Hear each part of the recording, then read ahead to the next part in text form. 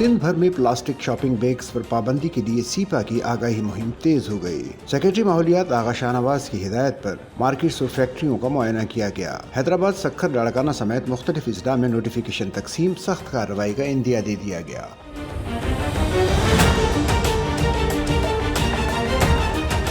मीरपुर खास में scrap units को डीजी सीपा के रूबरू हाजिरी के नोटिस जारी कर दिए गए। सक्खर चैम्बर ऑफ कॉमर्स का भी इजलास हुआ, जिसमें कारोबारी तबके की ताउन की यकीन दहानी कराई गई। ताजरों ने मुतालबा किया कि पाबंदी का आगाज कराची के मैन्युफैक्चरर से किया जाए।